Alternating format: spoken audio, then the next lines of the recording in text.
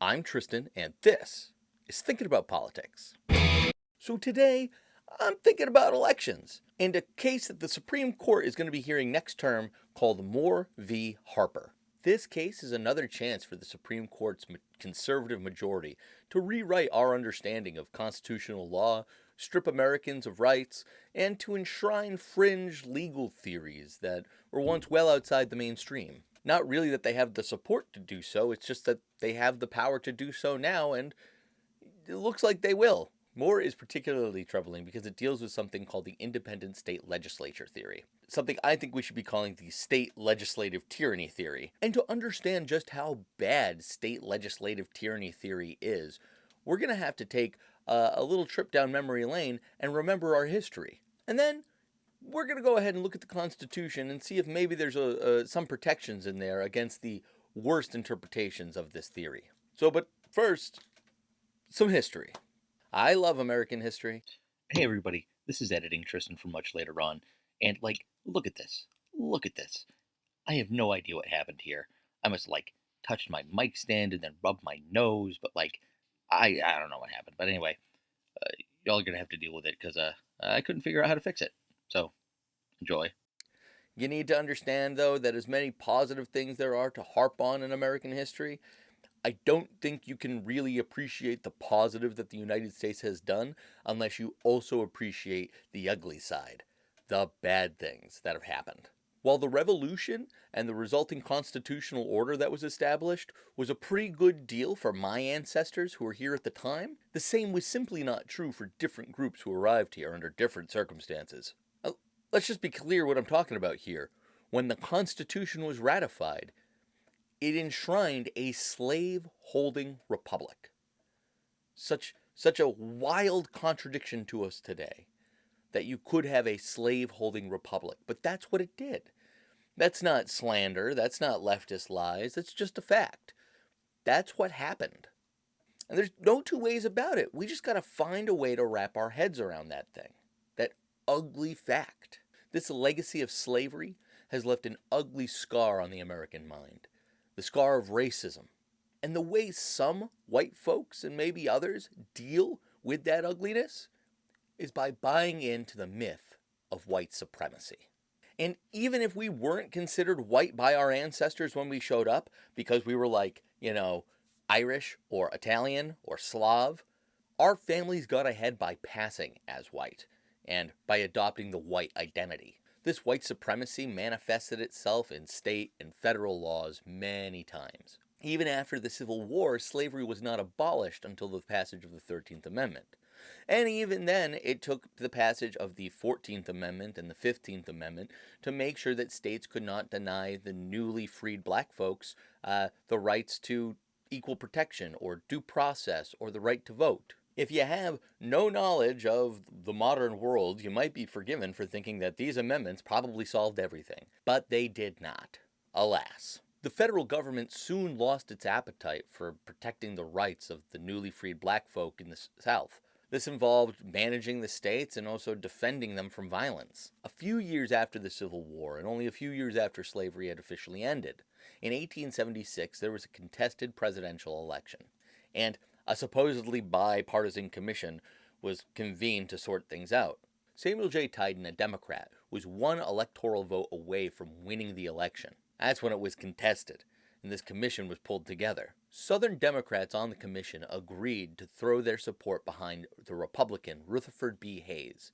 In exchange, the federal government would stop managing the southern states and would allow them free rein when it came to managing their black populations. As federal intervention ended, this began a not-so-long process of disenfranchising the formerly enslaved people. For example, in 1890, the state of Mississippi went ahead and rewrote its constitution. At the time, black voters outnumbered white voters, and there was a registration rate of 90% amongst black people. After the new state's constitution was passed, however, there was a quick decline in black voting power. Quote, in Mississippi, after January 1st, 1892, an adult male was required by Article 12 of the new Constitution to be duly registered and to have paid all taxes, including a $2 annual poll tax, not to have committed any number of crimes, and, most importantly, to be able to read any section of the Mississippi Constitution or to be able to understand the same when read to him, or give a reasonable interpretation thereof. Without further instructions, the registrars of voters in Mississippi's counties got the message. At the turn of the century, a local editor wrote, "The Negroes are as far from participating in governmental affairs in this state as though they were a colony in Africa." So even though states were enforcing provisions like this and enforcing them in ways that discriminated against black folks, it's important to remember Article 1, Section 4 of the Constitution gives a lot of power to state legislatures to manage their electoral affairs. The times, places, and manners of holding elections for senators and representatives shall be prescribed in each state by the state legislature thereof. In places like Mississippi, the state legislature used that power to deny one group of people the right to vote, one group of American citizens, for decades. And the right to vote was not won back lightly. It took a lot of blood and sacrifice. It took heroes like Medgar Evers. Medgar Evers was the first NAACP field secretary in Mississippi, and he led efforts in the mid-50s and 60s to protest against state laws that oppressed black people. He was assassinated for his efforts. Or Fannie Lou Hamer, herself the victim of a forced sterilization at the hands of a white doctor. She became a local leader of efforts against white supremacy. After attempting to vote in 1962 with a group of people who were bussed over to the registrar's office, they were denied the right to register to vote. Hamer and her group were harassed on the way home by police, pulled over and fined $100 for riding in a bus that was, quote, too yellow, and then she was fired from her job, all for just trying to register to vote, not even for voting. Since the passage of the Civil Rights Act of 1964 and the Voting Rights Act of 1965, states have been far more constrained in their ability to discriminate against people like this. This had the effect of preventing a lot of discriminatory laws from going into effect. That is until 2013, when Justice John Roberts authored an opinion declaring that the pre-clearance provisions of the Voting Rights Act were unconstitutional. What we have seen over the past decade with that opinion has been a flurry of laws meant to deny people the right to vote or suppress turnout. Check out this clip from Black History Resources. They made a great video on Moore v. Harper, and there's a link to the full video in the description. Check them out. Tell them Thinking About Politics sent you. Since then, many states have moved forward with restrictive voting laws without going through the lengthy process of getting approval from the Department of Justice. Most notably, Texas passed a strict voter ID law only 2 hours after the court rendered its decision. Opponents argue that this measure discriminates against low-income people and minorities because they are less likely than white voters to possess the government-issued photo ID the law required. Later in 2013, Alabama passed one of the country's most restrictive voter ID laws, requiring voters to show a government-issued photo ID at polling places. The state then went on to close 31 of 67 Department of Motor Vehicle locations, all of which coincidentally happened to be in majority black counties. So where the Department of Justice could have stepped in before and prevented discrimination, now states have a free hand to discriminate.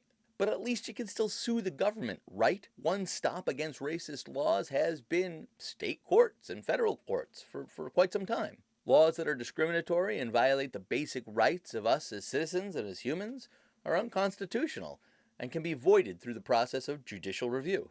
And oftentimes we have state constitutions that contain a lot of the same provisions as the U.S. Constitution and maybe even give us some additional rights.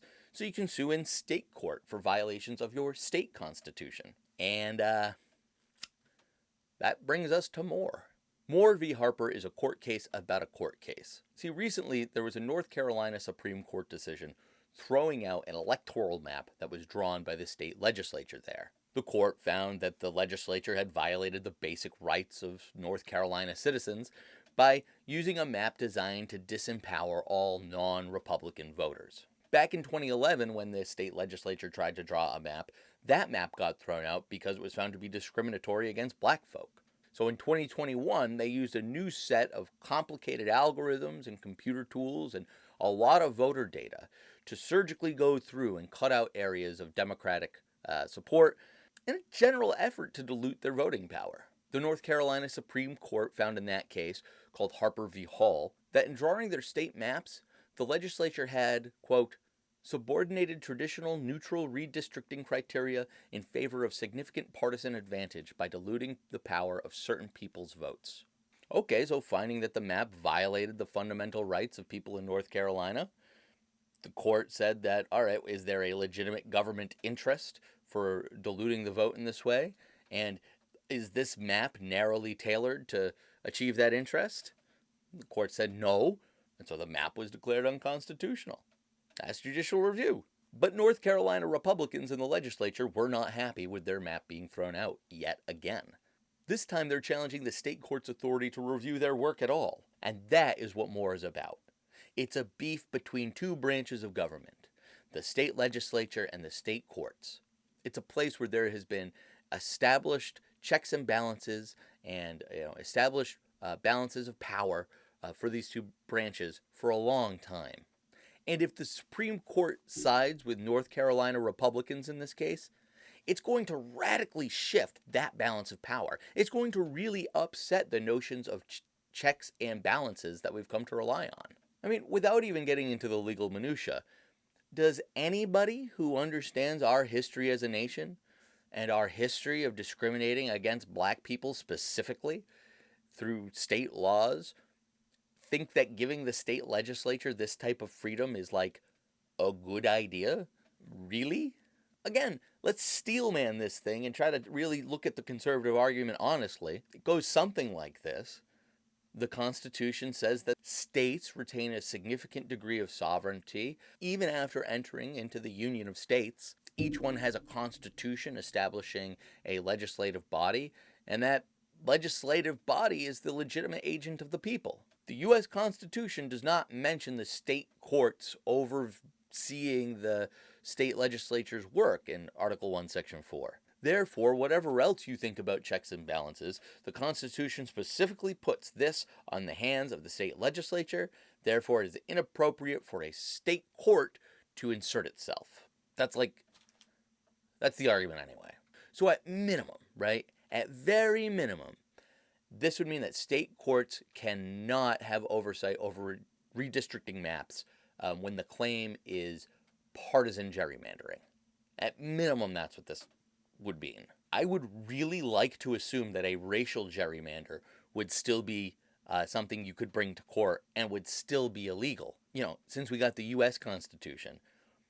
But I don't want to assume anything with this group of people up on the Supreme Court. I mean, they're really unpredictable. And the worry I hear in the media, I think a lot of places, is that this is the effective end of democracy, or that there's a worry that, state legislatures are really going to while out and enact some really crazy laws now. Like, they'll appoint their own electors and not allow people to vote for them. Don't get me wrong, this decision's bad. It's really bad. It's yet another court decision that makes a lot of sense in a library, maybe.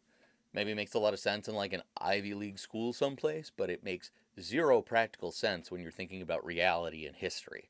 This type of reasoning is just totally disconnected from the political risks and problems of our day. Our Constitution, the U.S. Constitution, is not now and never has been a static document. That's why it's lasted so long. It's up to each generation to read it and give it life. Otherwise, it's just dead letters on a page. And I feel like a lot of the legal scholars today who falsely claim to be originalists in some form or fashion really just have an axe to grind with the sexual revolution and are trying to turn the clock back on the Earl Warren court. Google it if you don't know what that is. As a result of the Moore decision, if it goes to the Republicans, maps will be drawn that push the boundaries between partisan and racial gerrymandering. I firmly believe that black folks will be discriminated against if this state legislative tyranny theory is adopted by the court. I'm not sure that this state legislative tyranny theory would actually allow a state legislature to, say, appoint electors, let's say, say, hey, we're not going to listen to the voters, we're going to appoint our own electors. And that's because there is this little tiny protection in there, at least in theory. In Section 2 of the 14th Amendment, there's something called the penalty clause. Section 2 generally sets out how you're supposed to count your representatives for Congress for each state, figure out how many reps each state's supposed to get. And it starts off simple enough, kind of saying that, hey, every state gets their representatives based on population. Okay, that works. But the second sentence, check this out. When the right to vote in any election for the choice of electors for President and Vice President of the United States, representatives in Congress, the executive and judicial officers of a state, or the members of the legislature thereof, is denied to any of the inhabitants of such state being 18 years of age, and citizens of the United States, or in any way abridged, except for participation in rebellion or other crime, the basis of representation therein shall be reduced in proportion which the number of such citizens shall bear to the whole number of citizens 18 years of age in such state. What? Sorry for the edits there. This section has been modified by the 19th and the 26th Amendments. And if you were confused by any of that, all it says is that if a state denies or abridges a citizen of that state the right to vote for anybody that you vote for, the number of representatives that state should get in Congress will be reduced by the percentage of people you disenfranchise. Okay? So we'll just play a fun pretend game for a second. Let's pretend that Pennsylvania in 2024 has a Republican state legislature, and instead of allowing their citizens to vote for the Democrat, they just decide that they're going to throw out all the votes and they are going to appoint their electors. Well, in that case, the state has denied or abridged the right to vote for 100% of its citizens. So in theory, at least, the Constitution says that they should lose 100% of their representation in Congress. They still get 2 senators, though, so not all is lost, I guess. And I guess the electors would count, too. I guess the electors would count? That's weird. It seems wrong, but maybe. And even though this clause has never really been attempted to be used by anybody, except for like one time by Congress in 1870, it's still there. It's still part of the Constitution. Maybe the penalty clause deserves its own video. Let me know in the comments below if you would watch a video on the penalty clause, an obscure constitutional provision that may be of little or no practical value. But let's get back on track here. Discriminatory laws, like these discriminatory maps in North Carolina, are nothing new to the American political experiment, unfortunately. Maybe this isn't so scary if you ignore our actual history. Maybe this isn't so scary if you're an Ivy League educated attorney insulated from the history and present reality of racism and classism and sexism in this country.